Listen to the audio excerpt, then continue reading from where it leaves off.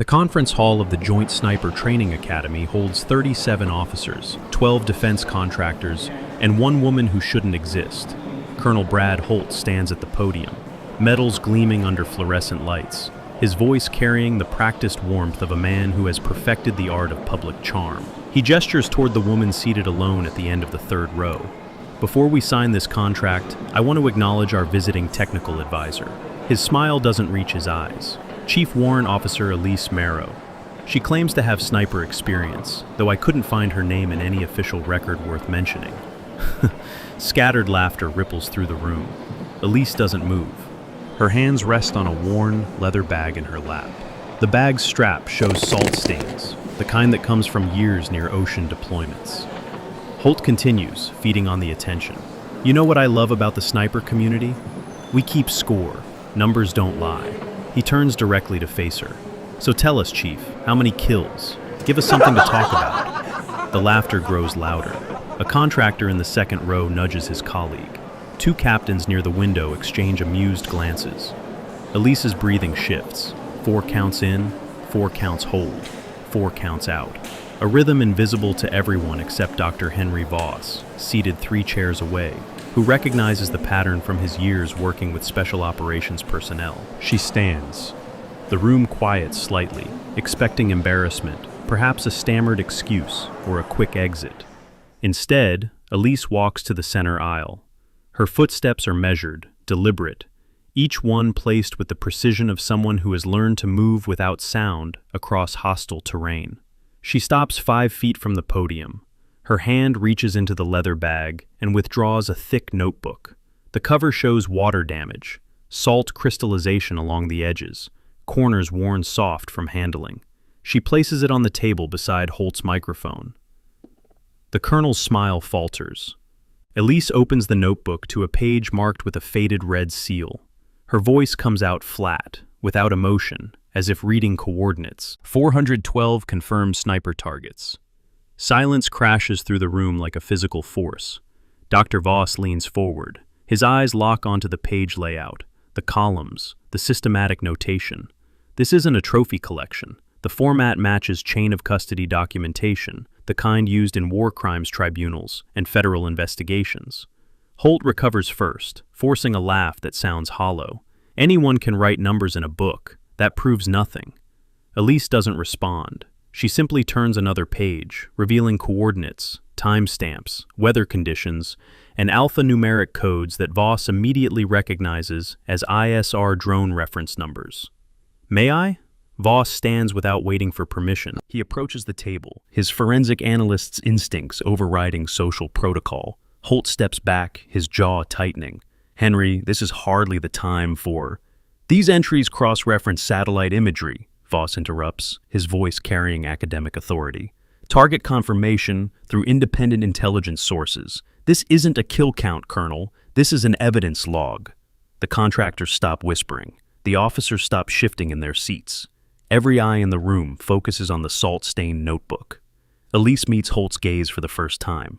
Her expression remains neutral, but something flickers in her eyes. Not anger, not triumph, something closer to patience.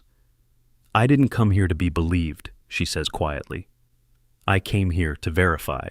Holt's face reddens. Ace. The muscles in his neck cord visibly as he struggles to maintain composure.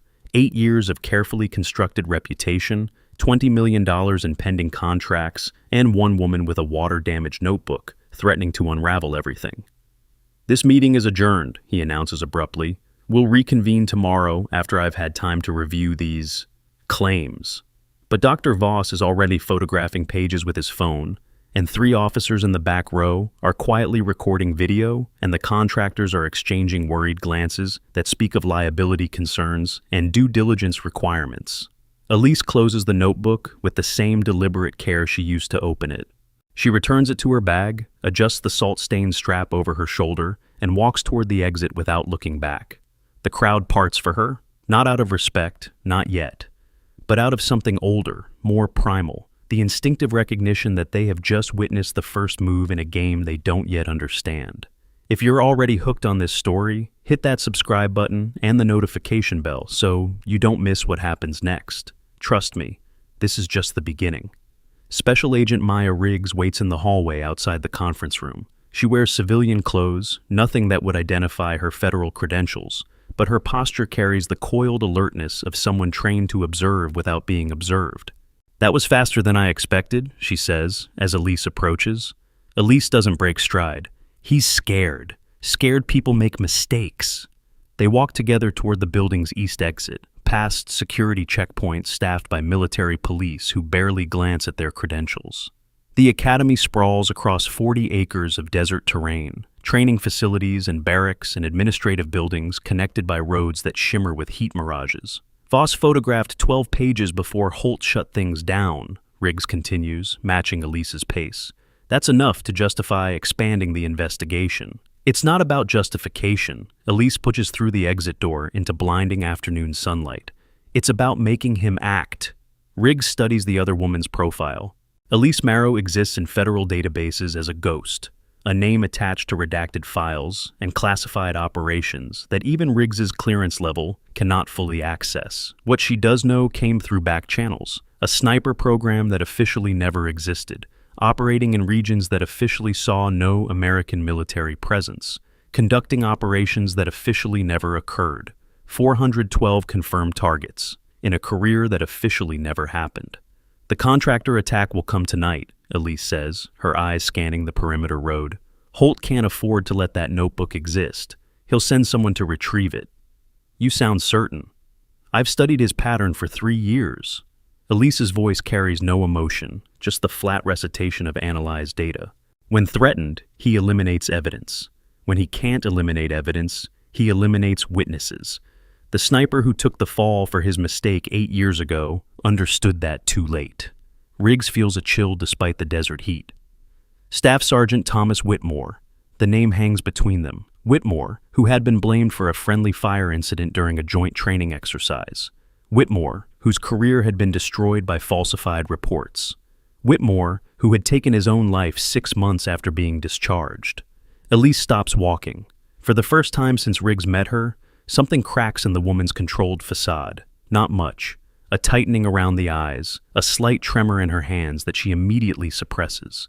"I was 400 meters away when it happened," Elise says softly.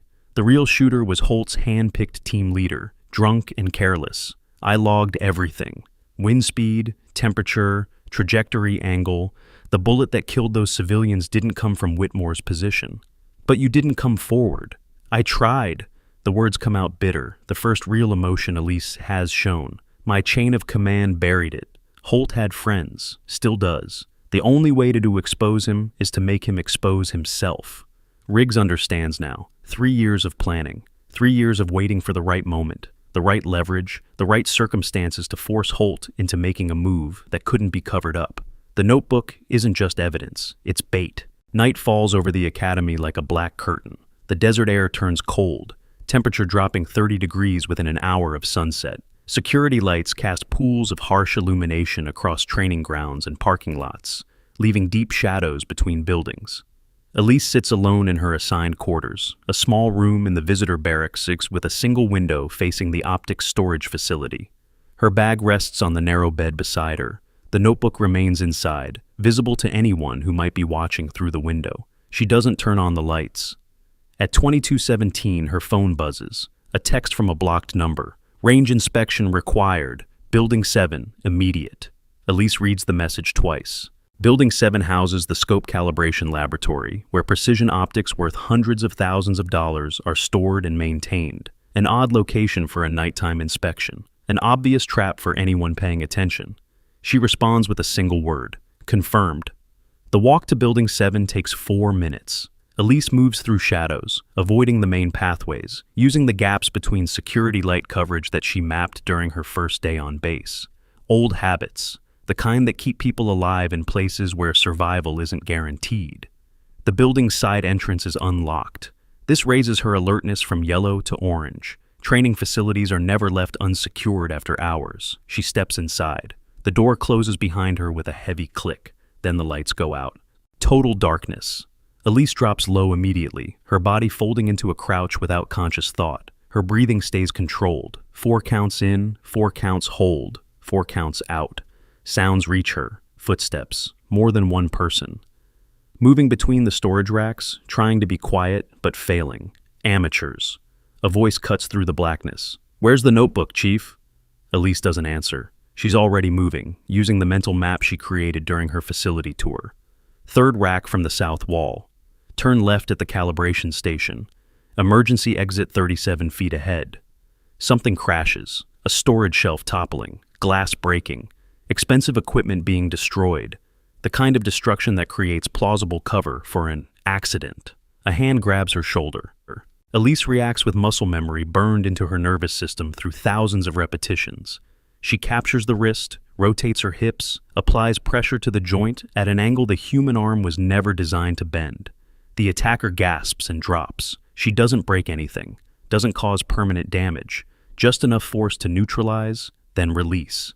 A second figure lunges from her left. She sidesteps, uses his momentum against him, guides him into a support beam with a shoulder check that sends him staggering. Neither attacker is military. Their movements lack discipline, training, the ingrained responses of combat personnel.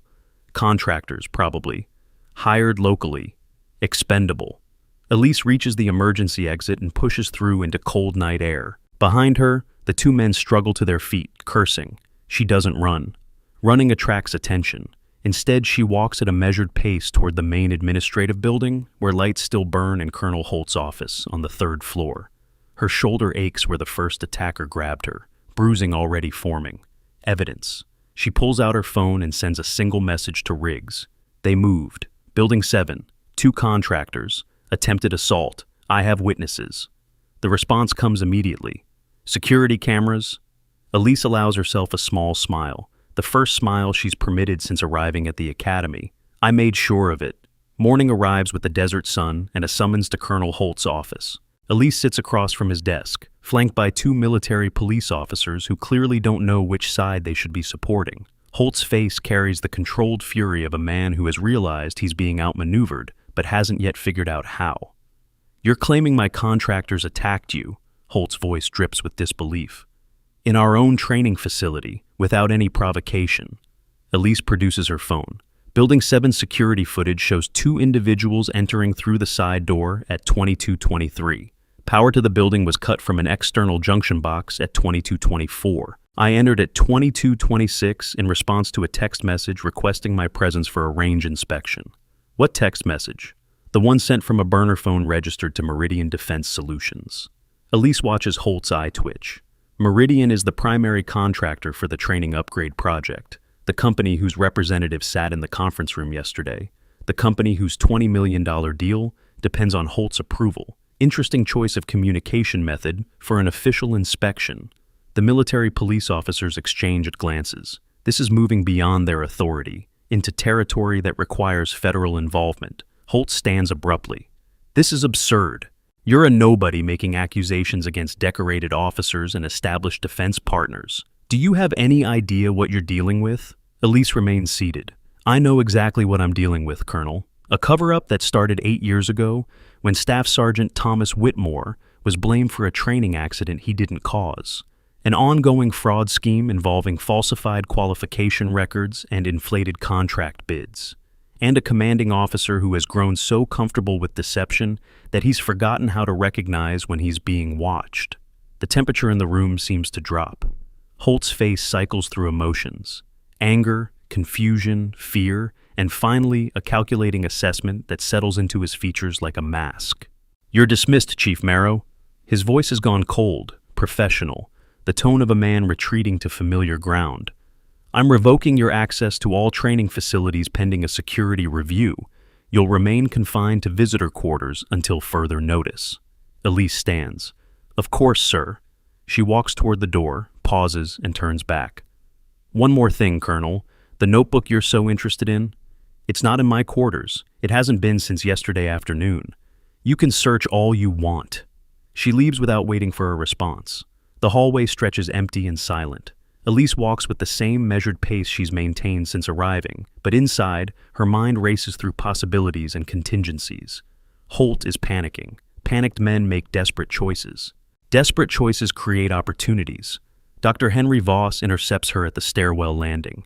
His academic demeanor has shifted overnight, replaced by something sharper, more focused. I ran preliminary analysis on the pages I photographed, he says without preamble. The ISR codes check out. Your coordinates match declassified satellite coverage from operations in 3 different theaters. The timestamps align with known engagement windows. Elise nods. And there's something else. Voss lowers his voice. Page 47. The entry from 8 years ago. The trajectory data you recorded doesn't match the official incident report for the Whitmore case. Not even close. I know. You've had evidence proving Whitmore's innocence for 8 years, and you never... Voss stops himself, realization dawning. You couldn't. The official channels were compromised. Holt has friends in the JAG office, in an NCIS, in 3 different congressional committees.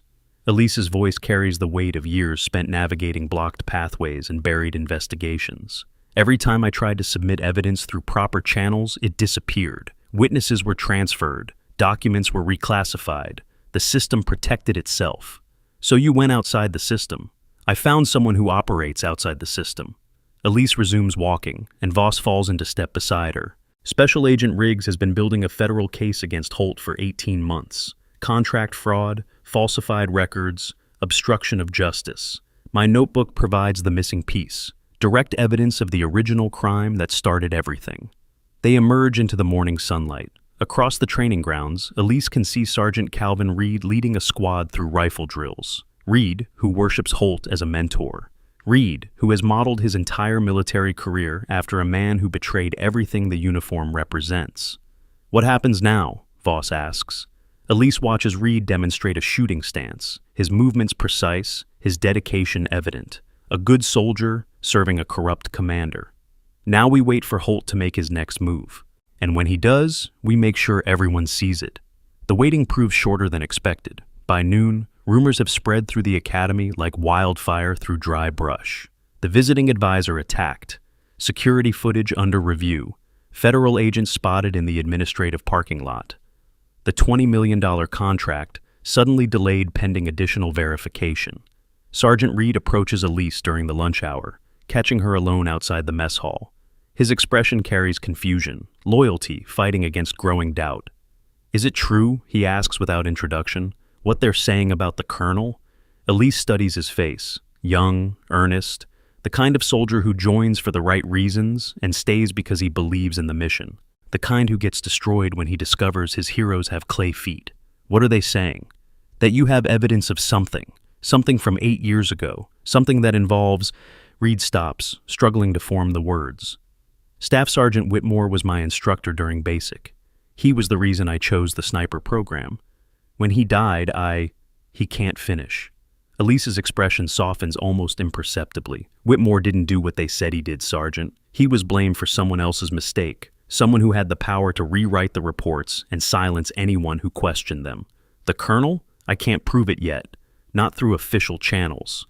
Elise holds Reed's gaze. But I have documentation, trajectory analysis, witness statements, communication intercepts. Everything I've gathered over the past 8 years while watching the man responsible receive promotions and praise. Reed's hands clench at his sides. Why tell me this? Because you deserve to know who you're following. Because Whitmore deserved better than to be remembered as a failure. And because before this is over, you might have to choose which side of history you want to stand on. She walks away before he can respond, leaving him standing in the harsh midday sun with questions that don't have comfortable answers. The afternoon brings escalation. Colonel Holt convenes an emergency meeting of senior staff, excluding Elise but including every officer with authority over facility security. The meeting lasts 2 hours. Voices rise and fall behind closed doors. When it ends, Elise receives official notification. Her status has been upgraded from restricted to potential security threat. Military police will escort her at all times. Her access to communication devices is suspended pending investigation. The noose is tightening, but not around her neck.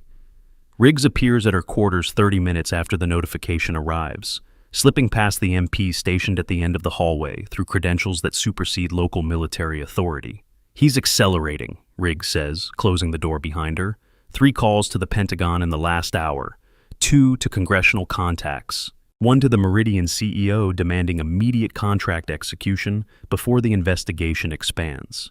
Elise sits on the narrow bed, posture relaxed despite the circumstances. He's trying to create facts on the ground. Once the contract is signed, too many people become invested in protecting it, in protecting him. Can he pull it off? The contract signing is scheduled for tomorrow morning. Full press presence, military brass, Meridian executives. Elise's eyes carry the cold calculation of a sniper measuring wind and distance. If we don't expose him publicly before then, he wins. The evidence gets classified, the investigation gets buried, and Thomas Whitmore stays remembered as a disgrace. Riggs sits down across from her. What do you need? Access to the signing ceremony, 5 minutes to speak, and someone to make sure the real evidence gets seen before Holt can suppress it. I can arrange federal authority to attend, but getting you inside while you're flagged as a security threat. Riggs shakes her head. That would require Holt himself to grant permission. A faint smile crosses Elise's face. The expression doesn't reach her eyes. That's exactly what I'm counting on. Riggs stares at her. You want him to bring you there. Holt is a performer. He's spent his entire career crafting a public image. Right now, I'm the threat to that image. The mysterious woman with the damning notebook, making accusations no one has verified. What better way to discredit me than to bring me before the cameras and humiliate me publicly? That's insane. He could destroy you. Elise reaches into her bag and withdraws not the notebook, but a small metal object. A challenge coin, worn smooth from handling, bearing a unit insignia that Riggs doesn't recognize. Staff Sergeant Whitmore gave me this the week before he died, Elise says quietly. He told me the truth would come out eventually, that someone would care enough to keep digging. He believed that even when everything else failed him. She turns the coin over, revealing an inscription on the reverse. Truth outlasts silence. Holt has been performing for 8 years. Tomorrow, I give him his biggest audience yet. Elise's voice hardens. And then I make sure he never performs again. Right now, I want you to drop your prediction in the comments. Do you think Elise will succeed in exposing Holt, or will his connections save him? Let me know what you think, and stick around because the next part changes everything. The evening passes in tense silence. Outside Elise's window, the academy settles into nighttime routine. Patrols circulate at regular intervals. Training lights shut down section by section. The desert swallows sound and warmth alike. She doesn't sleep. Instead, she reviews documents on a tablet Riggs smuggled in. Financial records showing Meridian's payment history with academy personnel. Communication logs revealing coordination between Holt's office and contractor representatives. The carefully assembled evidence of 8 years of corruption, fraud, and cover-up. At 0330, her door opens without warning. Sergeant Reed stands in the hallway, uniform disheveled, face carrying the haunted look of a man who has spent the night wrestling with impossible choices. I need to show you something, he says. The MP at the end of the hall has conveniently stepped away. Elise doesn't question the fortunate timing. She follows Reed through darkened corridors to a storage room near the administrative wing. Inside, Reed produces a recording device. 3 months ago, I was assigned to digitize old briefing materials, he explains, his voice barely above a whisper. I found audio files that were supposed to have been destroyed. Recordings from the incident review board. The board that cleared Colonel Holt and blamed Whitmore. He plays the file.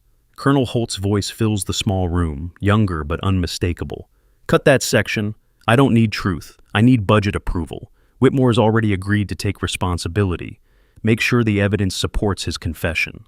Another voice, muffled but audible. What about the trajectory analysis? The angles don't match. Holt again. I said cut it. This conversation never happened. The recording ends. Elise stands motionless for several seconds. 8 years of suspicion, finally confirmed. 8 years of fighting shadows, finally given form. Why now? She asks. Reed's jaw tightens. Because I spent 6 years believing I was serving honorably under a man worthy of respect. Because Thomas Whitmore was the reason I became a soldier, and I owe him better than to keep protecting his murderer. This recording is enough to reopen the case. Combined with my logs, with Riggs's investigation, I know. Reed meets her eyes. I know what this means for my career, for the academy, for everyone who trusted Holt, but some things matter more than comfort. Elise extends her hand. Reed hesitates, then shakes it. Tomorrow morning, she says, you might have to choose between following orders and doing what's right. I need to know which choice you'll make. Reed's answer comes without hesitation. Whitmore taught me that following orders is only honorable when the orders deserve honor. I think I finally understand what he meant. They part ways in the darkness. Elise returns to her quarters through the same shadowed route, the recording secure on a drive hidden in her uniform pocket. One more piece of the puzzle, one more nail in Holt's coffin. Dawn breaks over the academy with the promise of confrontation. The contract signing ceremony is scheduled for 0900, but preparation begins hours earlier. Technicians set up audio equipment in the main conference hall. Public affairs officers coordinate camera positions. Catering staff arrange refreshments for distinguished guests. Elise watches from her window as vehicles arrive. Black sedans carrying Pentagon officials. Contractor limousines delivering Meridian executives. Local media vans positioning for optimal coverage angles. At 0830, the summons arrives. Colonel Holt requests her presence at the ceremony. The military police escort her across the grounds with excessive formality, making sure every witness observes her apparent disgrace. Officers she passed yesterday without incident now avert their eyes. Staff members who showed curiosity now display contempt. The performance has begun. The conference hall holds nearly 100 people. Officers fill the front rows. Contractors occupy the center section. Media representatives line the back, cameras ready, notebooks open. Holt stands at the podium, medals polished, uniform pressed, every detail calculated to project authority and trustworthiness. He spots Elise being led to a seat near the side exit and allows himself a small smile. Before we proceed, he announces, his amplified voice commanding attention, I want to address the rumors that have been circulating about our visiting technical advisor. All eyes turn toward Elise. Chief Warrant Officer Marrow arrived at this academy with claims that couldn't be verified, claims about her service record, claims about her qualifications, claims about evidence that supposedly implicates this institution and its leadership. Holt pauses for effect, letting the implications settle. I invited her here today so that she could have an opportunity to present her evidence publicly, to substantiate her accusations before witnesses, before the press, before the very people she has attempted to deceive. He gestures toward Elise. Chief Marrow, the floor is yours. The trap has been set. Elise stands. Her movements remain controlled, measured, betraying nothing of the tension coiled within her. She walks to the front of the room, every step deliberate. The notebook rests in her bag. The recording waits in her pocket. The truth sits at the edge of revelation. She reaches the podium, turns to face the audience, meets Holt's expectant gaze with an expression of absolute calm. 8 years ago, she begins, her voice carrying clearly to every corner of the room, Staff Sergeant Thomas Whitmore was accused of causing a friendly fire incident that killed 3 civilian contractors during a joint training exercise. He was dishonorably discharged. 6 months later, he took his own life. The room has gone silent. Cameras record. Reporters scribble notes. I was present during that training exercise. I was positioned 400 meters from the incident location, with a clear line of sight to every firing position in the exercise area. I recorded everything I observed: coordinates, timestamps, trajectory angles, environmental conditions. Elise opens her bag and withdraws the salt-stained notebook. This log contains that documentation. It proves that the shot which killed those civilians did not come from Whitmore's position. It could not have come from Whitmore's position. The angle was wrong. The timing was wrong. Everything about the official report was wrong. Holt's face has gone pale. His confident smile has frozen into something rigid and artificial. The real shooter was never identified in the official investigation, Elise continues, because the real shooter had the authority to modify the evidence, to silence witnesses, to destroy careers. She turns to look directly at Holt. The real shooter was protected by his commanding officer, a commanding officer who, 8 years later, stands before you asking for $20 million in public funds to expand a training program built on lies. Chaos erupts. Officers shout questions. Reporters surge forward.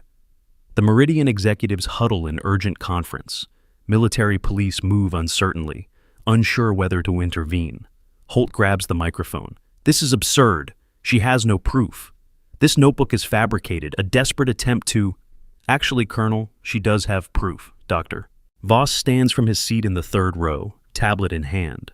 I've spent the last 36 hours verifying Chief Marrow's documentation against declassified satellite imagery and archived intelligence reports.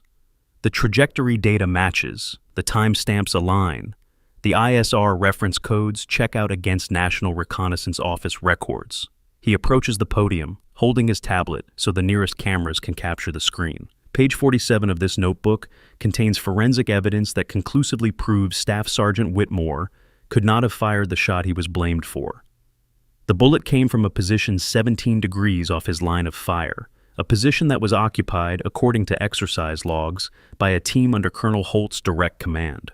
The room explodes again. Holt backs away from the podium, his composure shattering.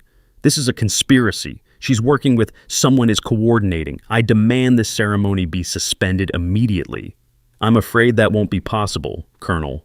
Special Agent Riggs rises from a seat near the back, her federal credentials now prominently displayed. 3 additional agents flank the exits, having entered during the commotion. Bradley Thomas Holt, I'm placing you under federal investigation for contract fraud, obstruction of justice, and conspiracy to falsify official military records. You have the right to remain silent.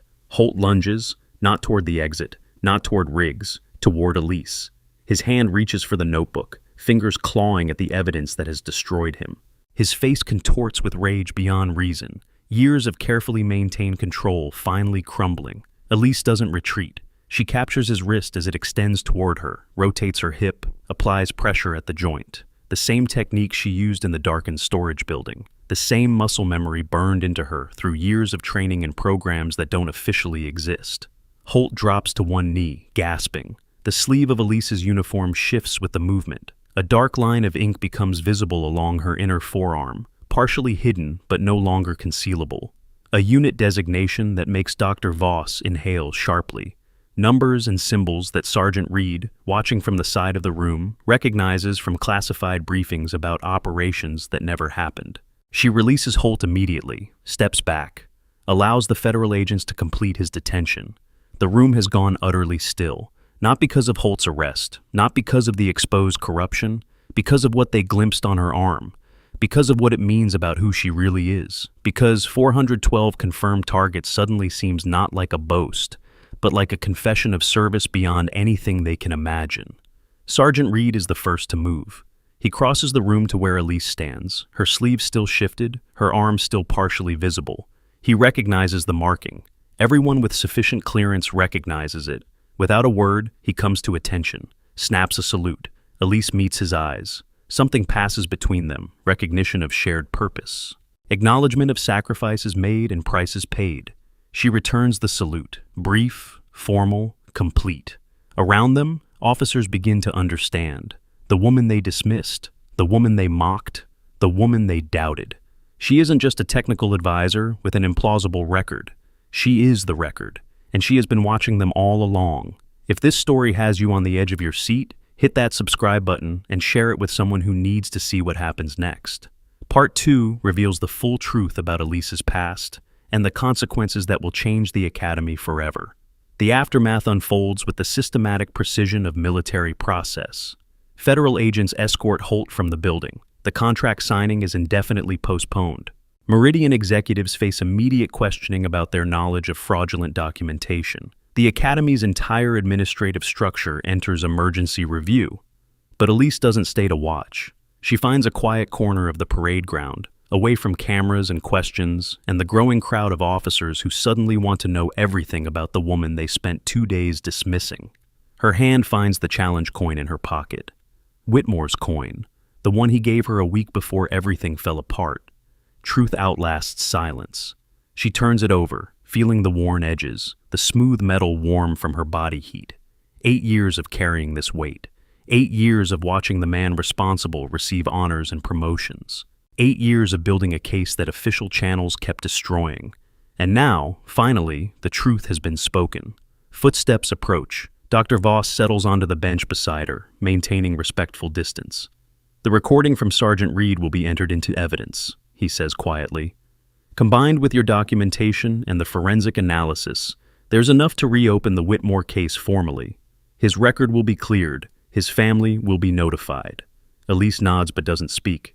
For what it's worth, Voss continues, I've worked in military forensics for 22 years. I've never seen documentation as thorough as yours. Every entry, every notation, every cross-reference. You built an evidence file that would survive any challenge. Whitmore taught me. Her voice comes out rough, carrying emotions she's kept buried for nearly a decade. He said a sniper's job isn't just to shoot, it's to observe, to document, to remember what others want to forget. She looks down at the coin. I couldn't save him. I couldn't stop what happened. But I could make sure someone remembered the truth, even if it took years, even if it cost everything else. Voss is quiet for a long moment. Then, what happens now? Elise stands, sliding the coin back into her pocket. Across the parade ground, Special Agent Riggs is giving a statement to assembled media. Officers are gathering in clusters, processing the morning's revelations. The Academy's future remains uncertain. But Thomas Whitmore's truth has been told. Now, Elise says, I have one more duty to perform. The Whitmore family lives in a small house in rural Virginia, far from military bases and defense contractors and the politics that destroyed their son. Elise arrives unannounced 3 days after Holt's arrest, driving a rental car through autumn-colored hills. Sarah Whitmore opens the door. Her face carries the lines of long grief, the kind that never fully heals. Elise doesn't introduce herself, doesn't explain her presence. She simply holds out the salt-stained notebook. Your son was innocent, she says. This proves it. The man responsible is in federal custody. Thomas's record will be cleared.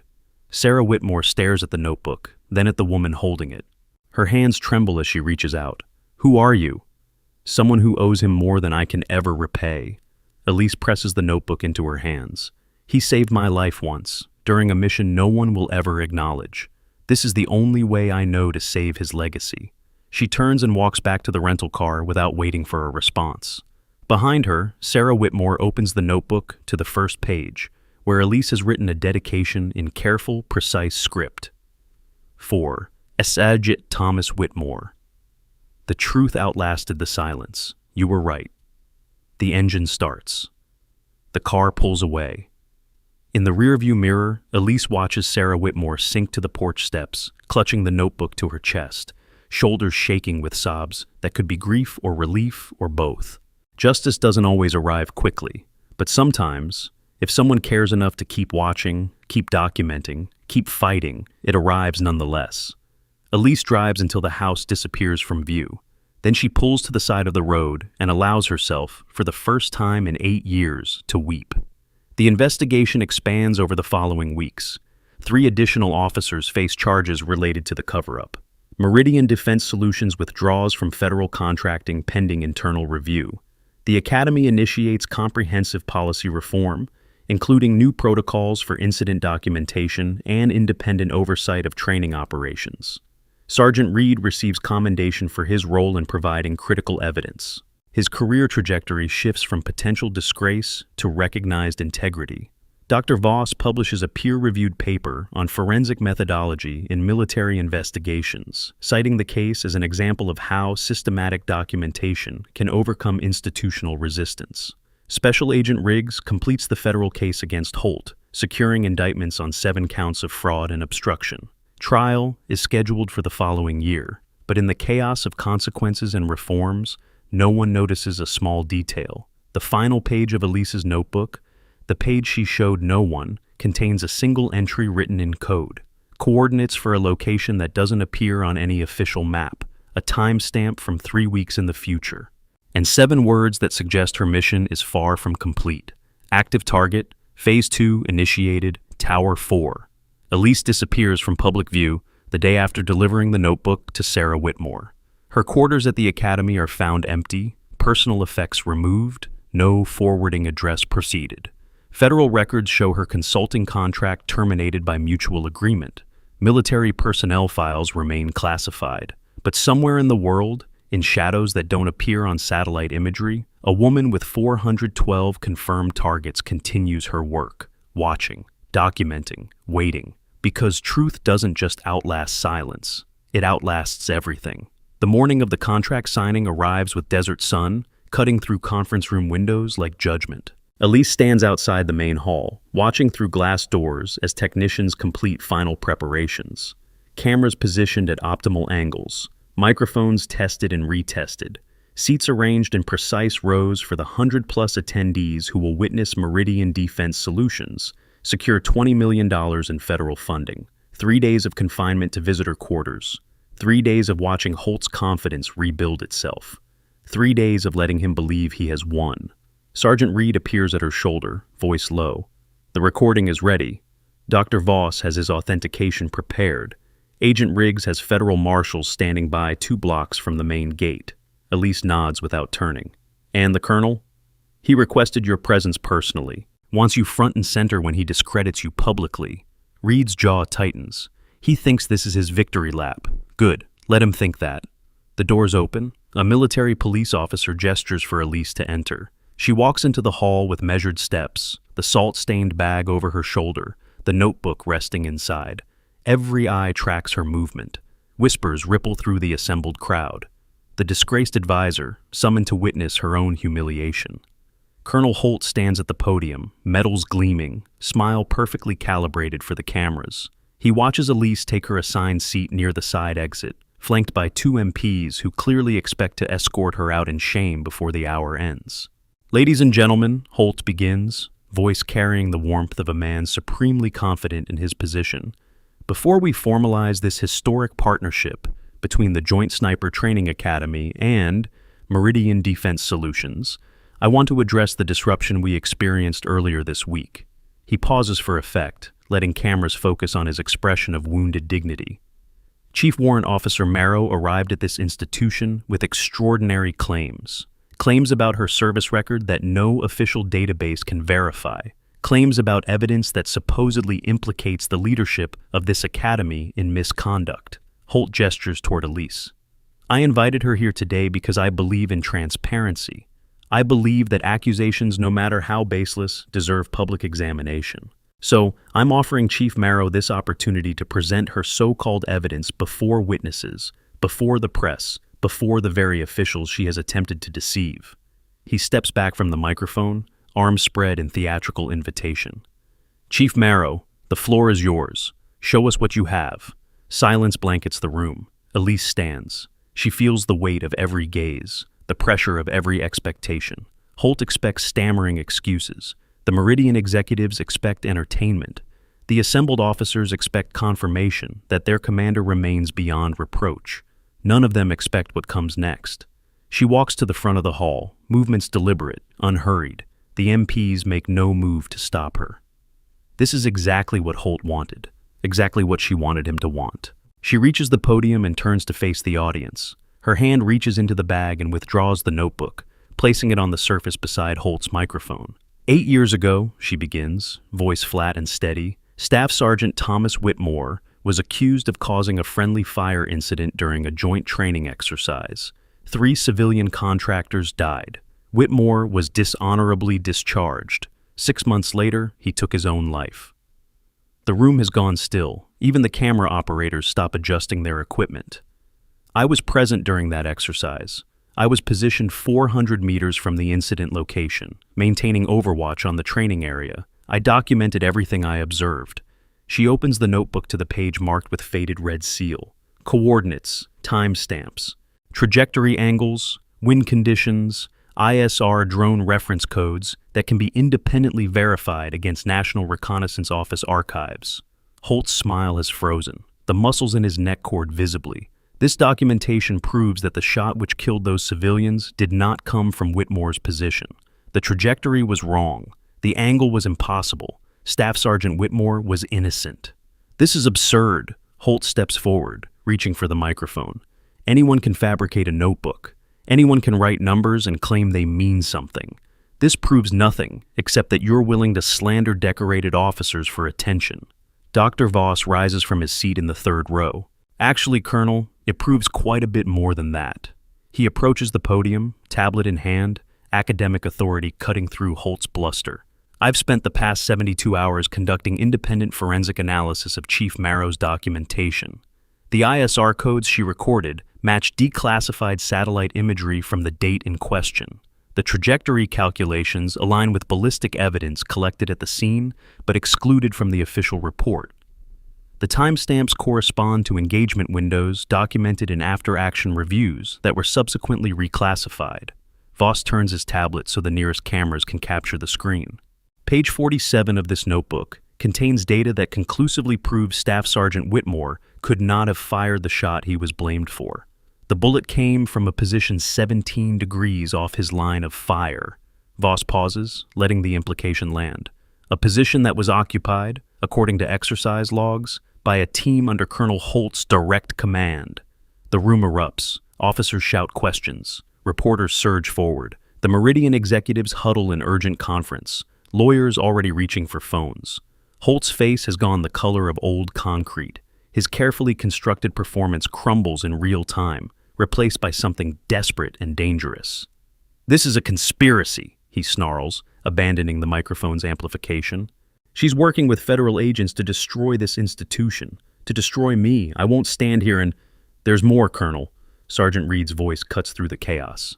He stands at the back of the hall, uniform pressed, expression carrying the weight of betrayal transformed into purpose. 3 months ago, I discovered audio recordings that were supposed to have been destroyed.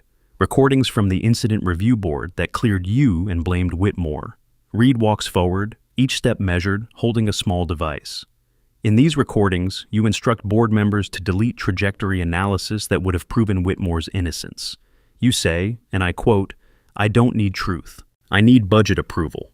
He reaches the front of the hall and places the device on the podium beside the notebook. "Staff Sergeant Whitmore was my instructor. He was the reason I became a soldier. And you destroyed him to protect your career." Holt's control finally snaps. He lunges, not toward Reed, not toward the exit, but toward Elise, toward the notebook that has destroyed him. His hands reach for the evidence, fingers clawing at pages that document his crimes. "Give me that," he snarls, grabbing Elise's wrist, yanking her arm toward him as he tries to tear the notebook from her grip. Elise doesn't release. She plants her feet, rotates her hip, captures his wrist with her free hand. The defensive technique flows through muscle memory, burned deep by years of training in programs that don't officially exist. Holt pulls harder, desperate strength fueled by panic. Her sleeve shifts. The fabric slides up her forearm, pulled by Holt's grip, exposing skin that hasn't seen public light in years.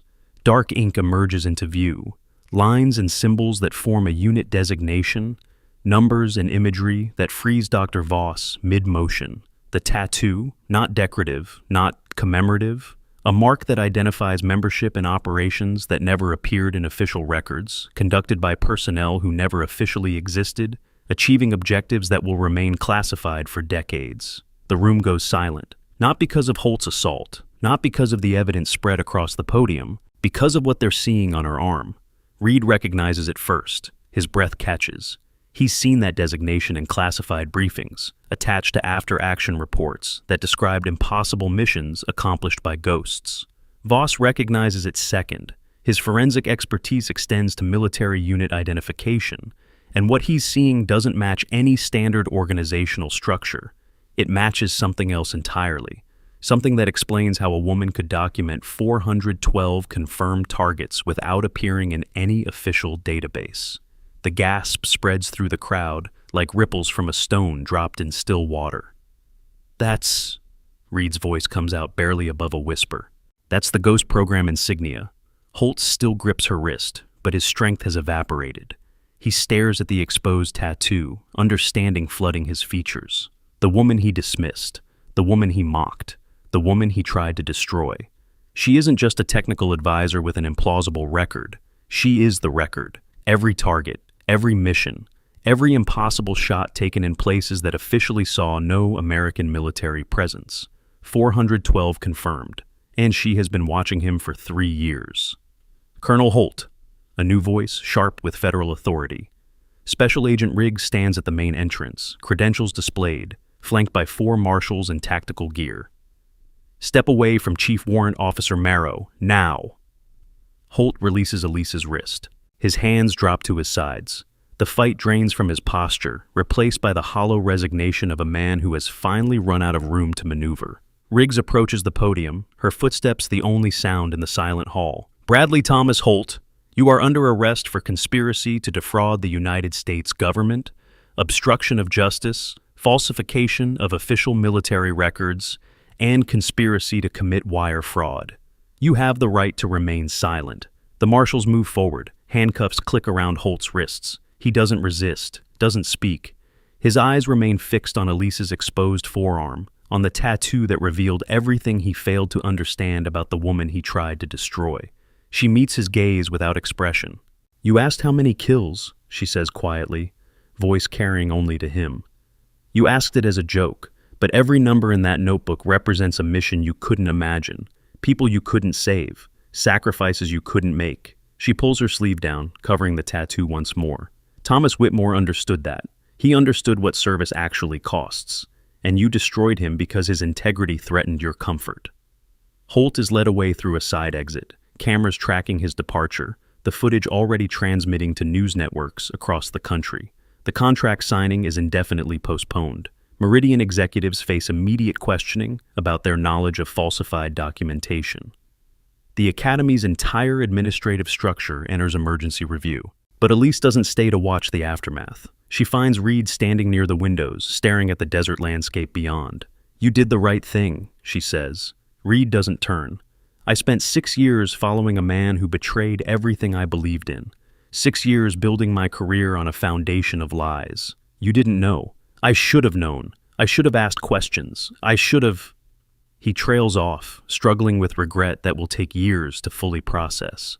Elise stands beside him, watching heat mirages shimmer across the training grounds. "Whitmore told me once that honor isn't about being perfect. It's about choosing truth when lies would be easier. You made that choice today. That matters." Reed finally meets her eyes. What happens now? Holt faces federal charges. The investigation expands. People who helped cover up Whitmore's case will be held accountable. She pauses. "And Thomas Whitmore's name will be cleared. His family will know the truth. Because of you. Because of a notebook I've carried for 8 years. Because I promised myself I wouldn't stop until the truth came out." Elise turns toward the exit. "Whitmore believed someone would care enough to keep digging. I just made sure he was right." She walks away, leaving Reed to process everything that has changed. The consequence cascade begins within hours. Holt's arrest triggers federal review of every contract he approved during his tenure. Meridian Defense Solutions faces suspension from government contracting pending investigation. 3 additional officers connected to the original cover-up receive notices of impending charges. The Whitmore family is notified through official channels. Sarah Whitmore, Thomas's mother, releases a statement thanking the investigators who refused to let her son's memory remain tarnished by lies. The Academy announces comprehensive policy reforms. New oversight protocols for incident documentation, independent review boards for training accidents, whistleblower protections that should have existed from the beginning. If this story has moved you, hit that subscribe button and share it with someone who needs to hear that truth always finds a way. The ending of this journey will stay with you long after the screen goes dark. 1 week after Holt's arrest, Elise stands in Special Agent Riggs's office at the FBI field station. The salt-stained notebook rests on the desk between them. "The forensic analysis is complete," Riggs says.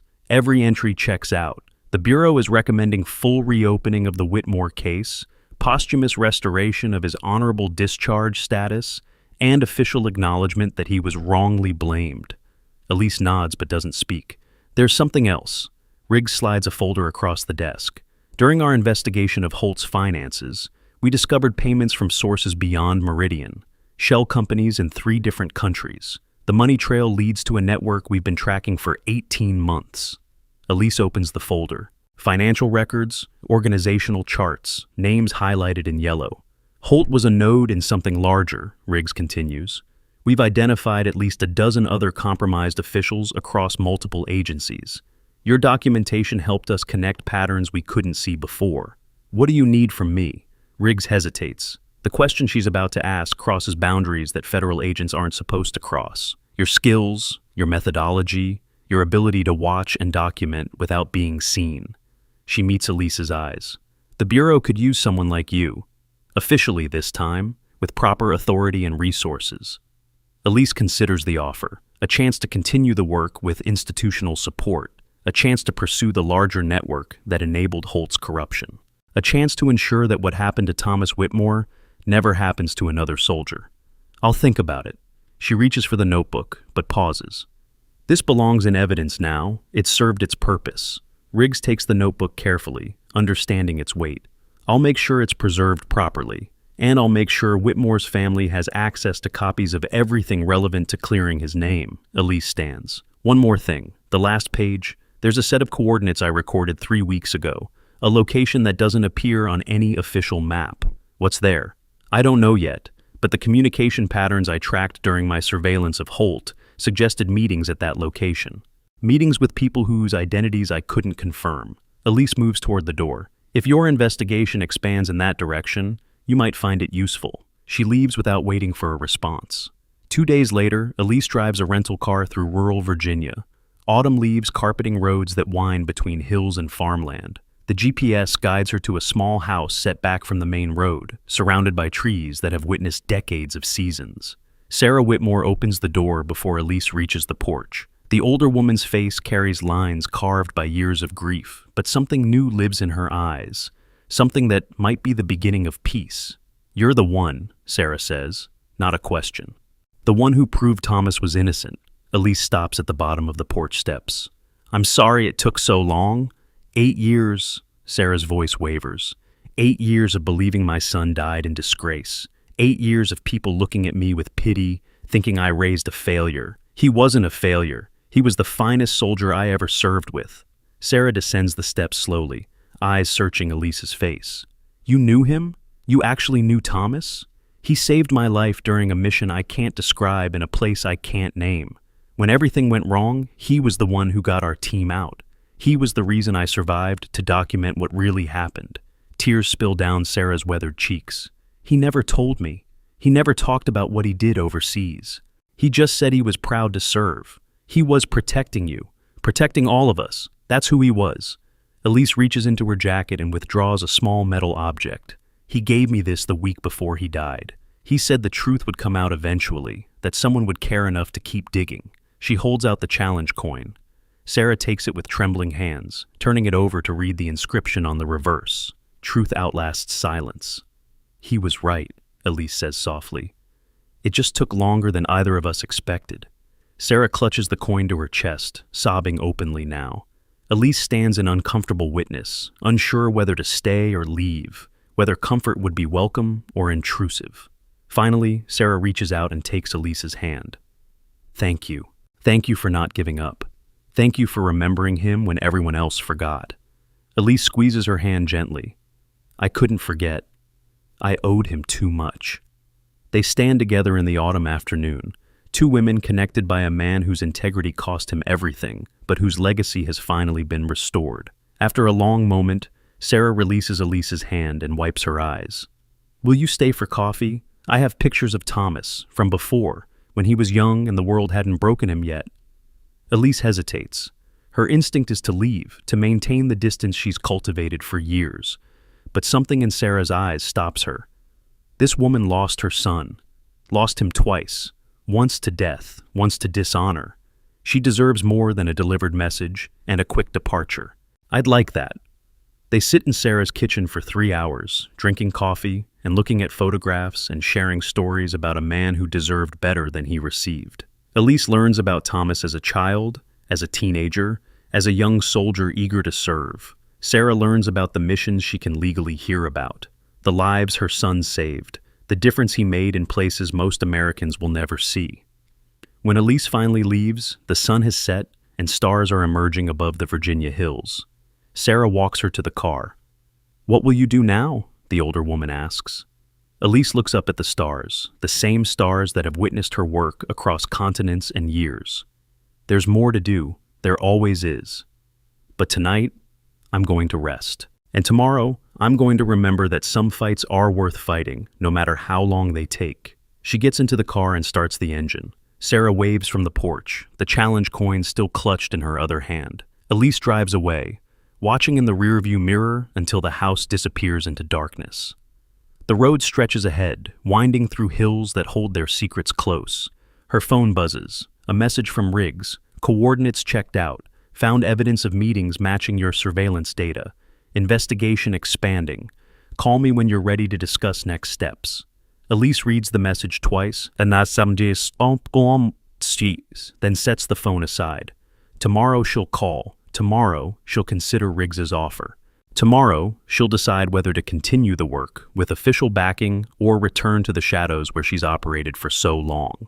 But tonight, she drives through autumn darkness with the windows down, cool air washing over her face, stars wheeling overhead. Thomas Whitmore's truth has been told. His name has been cleared. His family knows who he really was. And somewhere, in whatever comes after this life, Elise hopes he knows that she kept her promise. The work continues. It always continues. But some chapters deserve proper endings before new ones begin. The car crests a hill, and the valley below spreads out in pools of shadow and scattered lights, farms and houses and lives being lived without knowledge of the battles fought to protect them. Elise pulls to the side of the road and stops. She sits in silence for a long moment, hands resting on the steering wheel, breathing the night air. 412 confirmed targets, 8 years of carrying a notebook, one promise kept. She reaches into her jacket and withdraws a photograph she's carried since the day Thomas Whitmore gave her the challenge coin. A snapshot taken during a mission that never officially happened, showing a team of soldiers in unmarked uniforms, faces obscured by shadow and operational security. Thomas stands in the center, arm around a younger Elise, both of them smiling despite the danger surrounding them. She traces the edge of the photograph with her fingertip. Rest now, Tom. You've earned it. The photograph goes back into her jacket, close to her heart. The engine restarts.